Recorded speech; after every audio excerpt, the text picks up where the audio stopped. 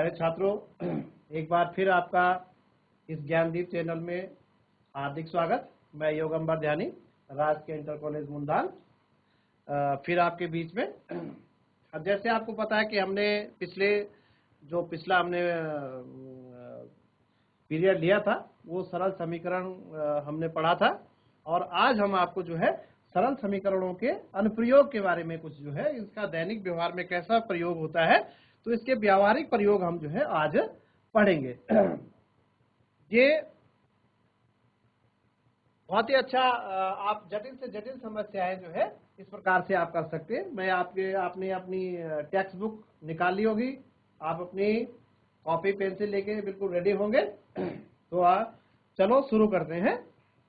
यहाँ पर एक प्रश्न है कि किसी संख्या के तिगुने और 11 का योग 32 है। किसी संख्या के तिगुने, किसी संख्या के तिगुने, किसी संख्या का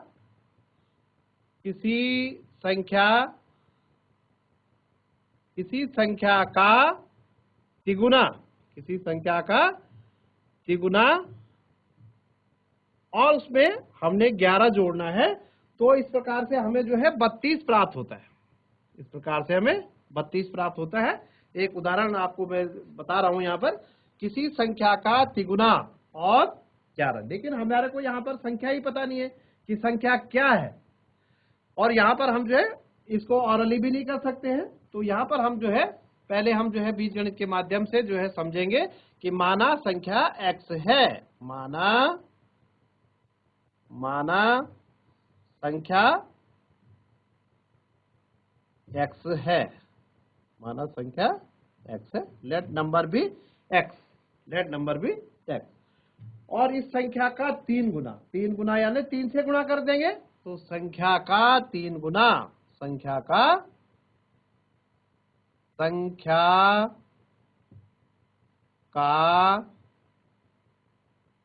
3 गुना, संख्या का 3 गुना यानी 3x, संख्या का 3 गुना यानी 3x।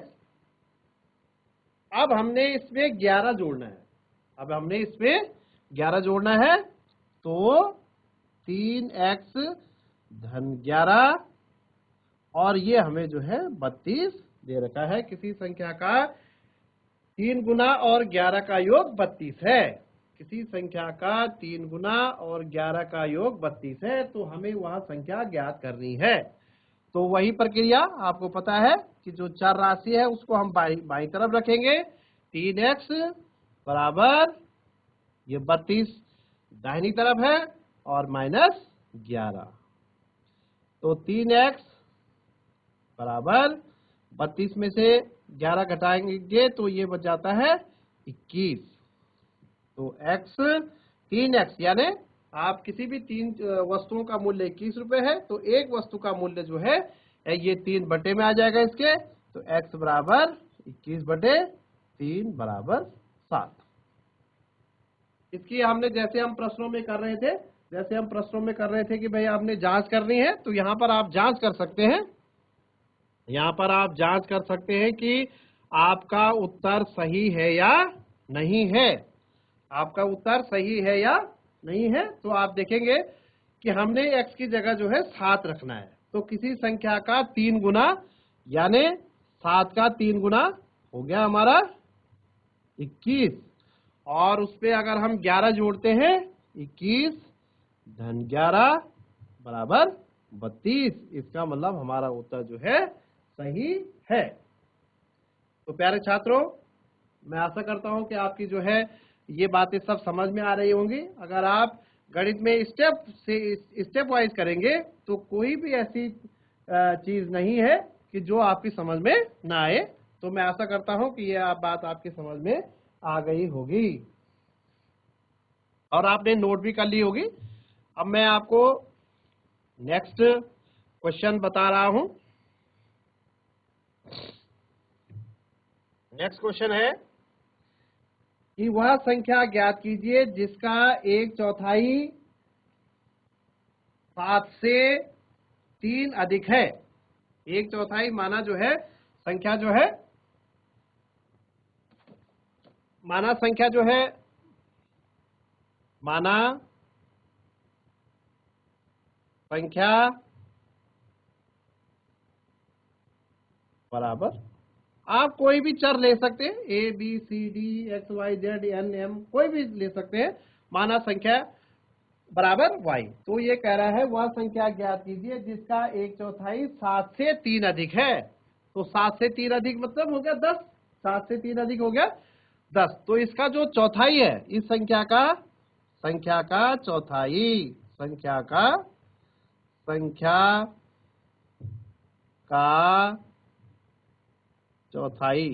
का चौथाई हो गया y/4, यानी चौथाई यानी चौथा हिस्सा उसका जो है 4 गुना, और चौथाई में अंतर आपको समझना है। 4 गुना का मतलब होता है 4y, यानी संख्या को 4 से गुणा करना है, और चौथाई का मतलब उसमें 4 का भाग देना है।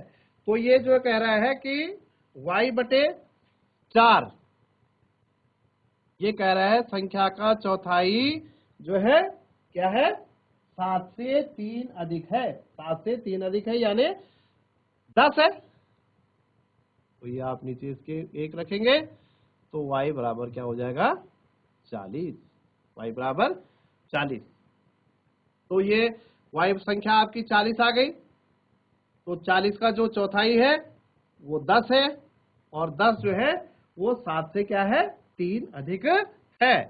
तो आप चाहे जांच कर सकते हैं, जांच, क्योंकि ऐसे प्रश्नों में, बीजगणित के प्रश्नों में जांच बहुत जरूरी होती है। तो संख्या आपकी जो है, संख्या आ गई आपकी संख्या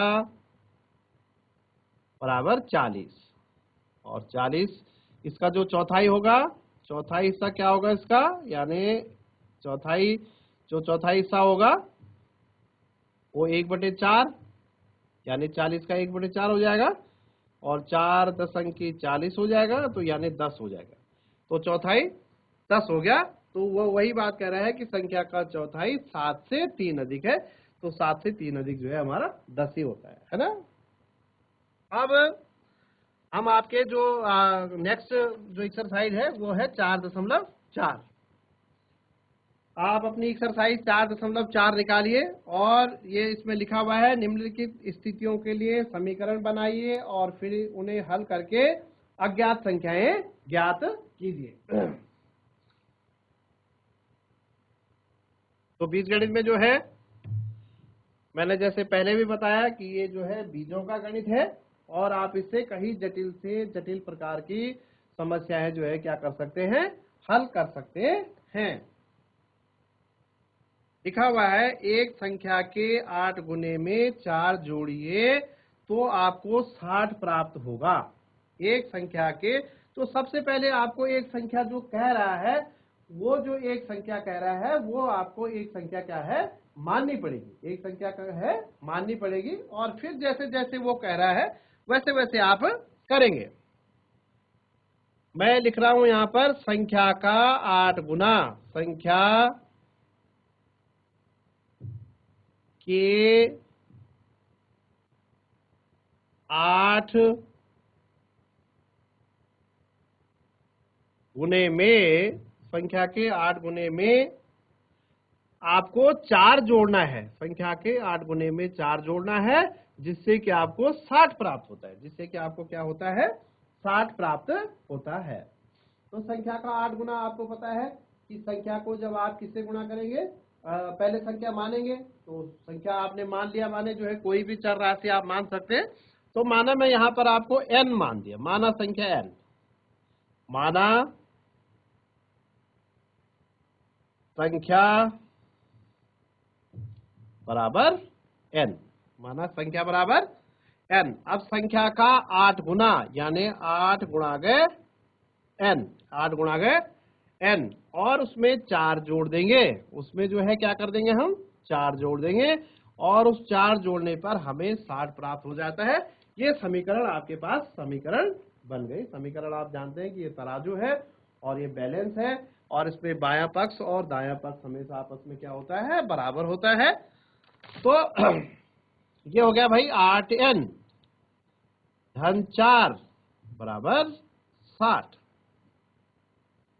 फिर वही प्रक्रिया आप अपनाएंगे इसमें 8n बराबर 60 ऋण 4, 8n बराबर 60 ऋण 4, तो 8n बराबर 56, 60 में 4 गया 56, स्टेप वाइज करते रहेंगे तो n बराबर हो जाएगा 56/8 यानी 7, 56/8 यानी 7। तो वह संख्या 7 है, वह संख्या जो अज्ञात संख्या थी वो संख्या 7 आ गई। और 7 का जो 8 गुना है, तो संख्या का 8 गुना जो है 56 हो गया, और 56 में हम 4 जोड़ेंगे तो हमें जो है क्या हो जाएगा 60 प्राप्त हो जाएगा।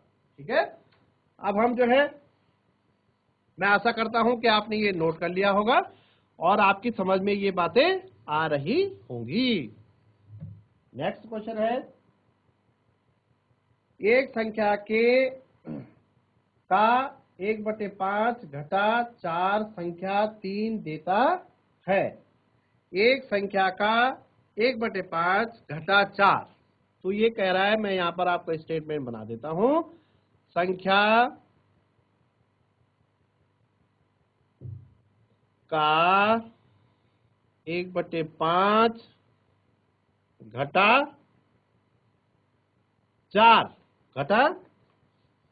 4 ये आपको 3 देता है। ये आपको क्या देता है, संख्या का 1/5 घटा 4 ये आपको 3 देता है। तो समझ यहां पर जो है आपको पहले संख्या माननी पड़ेगी, माना संख्या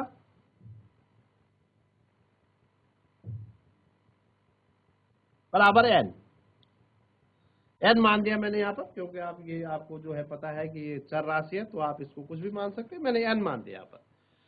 तो संख्या का 1/5 यानी आप इसको संख्या का 1/5,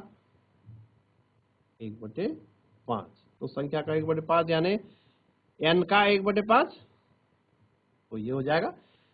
तो आप इसको n को 1 से गुणा करेंगे तो n आता है, तो n/5 हो गया, n/5। अब घटा 4 कह रहा है वो, तो n/5 -4 = 3।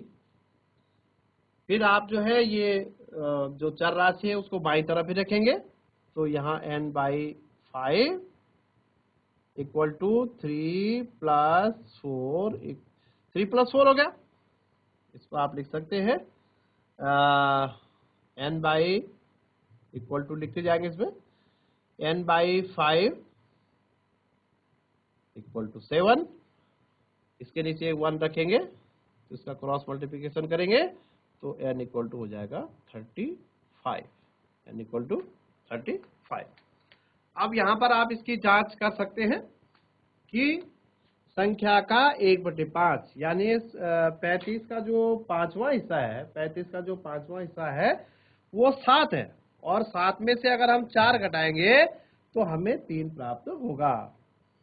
यहाँ पर जांच, क्योंकि कभी प्रश्नों में आपके पास आ जाता है कि जांच कीजिए, जांच कीजिए। तो संख्या आपके पास 35 आ गई है, तो 35 का 5 5th टाइम, मतलब जो उसका संख्या का 5वां हिस्सा जो है वो 7 हो जाएगा, 7 हो जाएगा, और 7 में से अगर हम 4 घटाएंगे तो ये हमारे पास 3 हो जाएगा। इसका मतलब जो है हमारी शर्त जो है क्या हो रही है, फुलफिल हो रही है। हमारी शर्त क्या हो रही है, फुलफिल हो रही है, यानी जो है समीकरण जो है हमारी ठीक है और हमारा उत्तर भी ठीक है। इस प्रकार से आज हम इन्हीं प्रश्नों को जो है हल करेंगे और आपके व्यवहार में ये आ जाए, इसलिए हम इसमें जो है एक अगला पीरियड भी जो है हम आपको इन बातों के जब जो आपके व्यवहार में आ जाए, इसकी हम बहुत अच्छी तरह से आपको प्रैक्टिस कराएंगे, और जिससे कि आपको जो है आप अन्य भी इसी प्रकार के बहुत सारे प्रश्न आप इसमें जो है बना सकते हैं। तीसरा है, इसमें इसका तीसरा पार्ट जो है, यदि मैं किसी संख्या का 3/4 लेकर, पहले हम इतना ही पढ़ेंगे कि यदि हम किसी संख्या का 3/4 लेकर, तो संख्या का हम आगे प्रश्न पढ़ ही नहीं रहे अभी, अब हम आगे प्रश्न पढ़ ही नहीं रहे हैं, तो हम ये कह रहे हैं संख्या का 3/4 लेकर, तो माना संख्या x है, माना संख्या बराबर x। अब इस संख्या का 3/4 लेना है, तो इसको 3/4 से गुणा करना है, तो संख्या का 3/4, संख्या का 3/4 बराबर 3x/4, 3/4 से गुणा कर दिया उसको, 3/4। आप चाहे तो इसको ऐसे भी लिख सकते, 3/4 किसका, x का, तो ये 3 गुणा गया x, 3x हो जाता है, तो 3x/4। तो ये कह रहा है यदि मैं किसी संख्या का 3/4 लेकर इसमें 3 जोड़ दूं, अब इसमें हमने 3 जोड़ना है, 3x/4 + 3, तो हमें 21 प्राप्त होता है, तो हमें 21 प्राप्त होता है।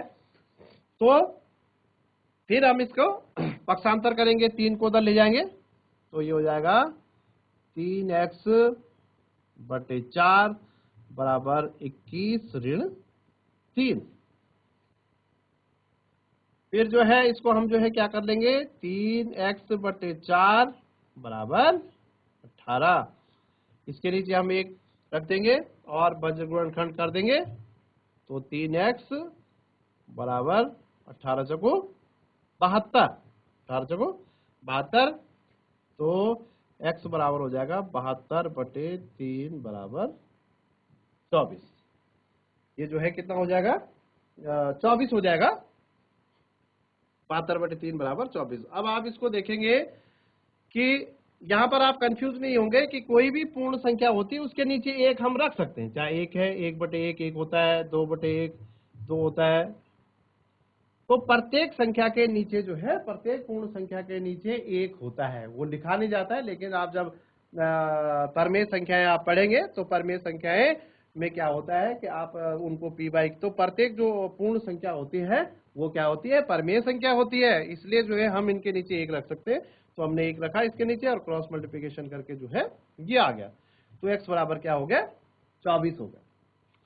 अब हम इसकी जांच करेंगे, इसकी जांच हम देखेंगे कि संख्या का 3/4 लेंगे और उसमें 3 जोड़ेंगे तो क्या हमें 21 प्राप्त होता है कि नहीं होता है। तो हमारे पास संख्या भाई 24 आ गई, संख्या हमारे पास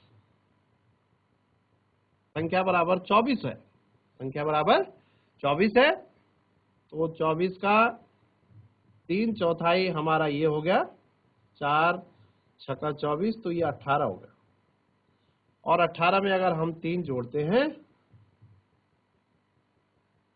तो हमें 21 प्राप्त होता है। इसका मतलब जो है बीजगणित के प्रश्नों में हम देखते हैं कि हमारे को उत्तर यहीं पे मिल जाता है और हम उत्तर की जांच भी स्वयं कर सकते हैं जब हम परीक्षा में करते हैं, या जरूरी नहीं है कि परीक्षा की दृष्टि से, इससे आपका जो IQ लेवल होता है, आपकी चिंतनशीलता होती है वो बढ़ती रहती है। आप जब मैथ्स का और आपके कार्यकुशलता में जो है दिन प्रतिदिन बढ़ोतरी होती रहती है। कार्यकुशलता यानी आपके अंदर कि भाई किस काम को किस तरीके से करना है या कौन सा लॉजिक इसमें लगेगा, और आप जो है इस पे प्रैक्टिस करते रहेंगे तो आपकी हर एक चीज में जो है वृद्धि होगी। तो इसलिए जो है मैं आपको ये कहना चाह रहा था कि यहाँ पर हम देख रहे हैं कि इसकी जांच यहीं पर पता चल गया, और इसका मतलब ये भी हो गया कि हमें कहीं उत्तरमाला देखने की जरूरत नहीं पड़ेगी और हमें पता चल जाएगा कि ये जो है हमारा उत्तर सही है। नेक्स्ट क्वेश्चन देखेंगे। अगला क्वेश्चन है, जब मैंने किसी संख्या के 2 गुने में से 11 को घटाया, जब मैंने किसी संख्या के 2 गुने में से 11 को घटाया तो परिणाम 15 प्राप्त हुआ। जब मैंने किसी संख्या के 2 गुने में से, तो वही मैं आपको लिख रहा हूं, आपको ये बता रहा हूं कि किसी संख्या का 2 गुना, पहले हम ऐसे लिख देंगे, किसी संख्या का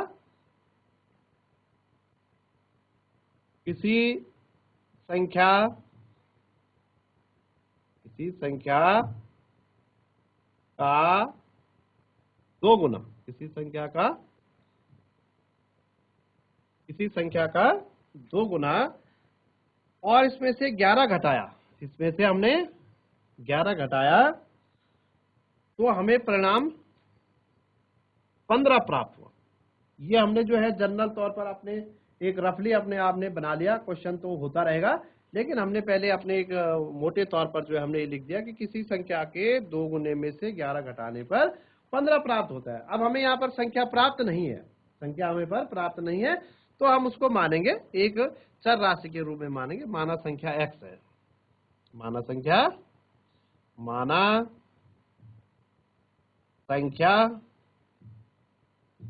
बराबर x, माना संख्या बराबर क्या है, x है। अब संख्या का 2 गुना, संख्या का